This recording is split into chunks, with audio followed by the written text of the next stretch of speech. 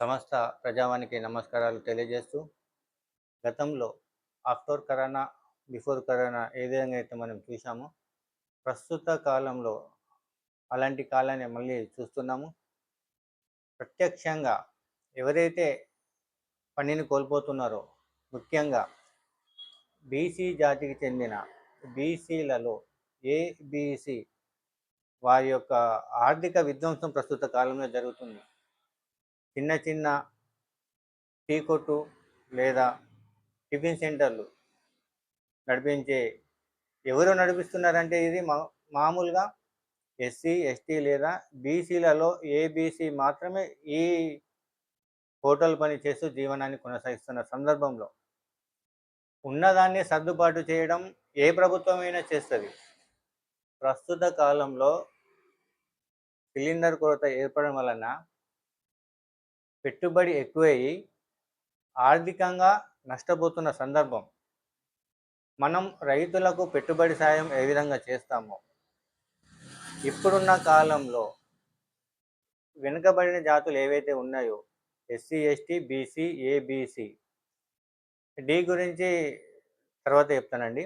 ప్రస్తుత కాలంలో ఎవరైతే ఆర్థిక విధ్వంసం జరుగుతుందంటే ఎస్సీ, ఎస్టీ, బీసీ, ఏబీసీలకు వీళ్ళకు ప్రత్యామ్నాయంగా ఎలాంటి సబ్సిడీలు ఇవ్వకుండా వారి యొక్క ఆర్థిక విధ్వంసం చూస్తూ కూడా వాళ్ళు నష్టాల్లో ఉండంగా కూడా వాళ్ళకి ఏ విధమైన ఆర్థిక భరోసా కల్పించకపోవడం కేంద్ర రాష్ట్ర ప్రభుత్వాల అసమర్థకు ఇది ఒక నిదర్శనంగా నేను భావించవచ్చు.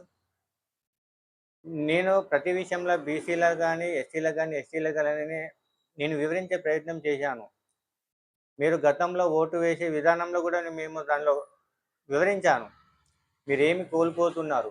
ఇప్పుడున్న ప్రస్తుత 119 నియోజకవర్గాలలో ఎంతమంది ఎస్సీలు ఉన్నారు, ఎంతమంది ఎస్టీలు ఉన్నారు, ఎంతమంది బీసీలలో ఏ బీసీలు ఎంతమంది ఉన్నారు, ఎంతమంది పద్మశాలీలు ఉన్నారు, ఎంతమంది మ్యాదరి వాళ్ళు ఉన్నారు, ఎంతమంది గాన్ల వాళ్ళు ఉన్నారు, ఎంతమంది కమ్మరి వాళ్ళు ఉన్నారు, ఎంతమంది కుమ్మరి వాళ్ళు ఉన్నారు, ఇలా చెప్పుకుంటూ పోతే ఎంతమంది మీ వాళ్ళు ఎమ్మెల్యేలుగా ఉన్నారు, ఎమ్మెల్సీలుగా ఉన్నారు.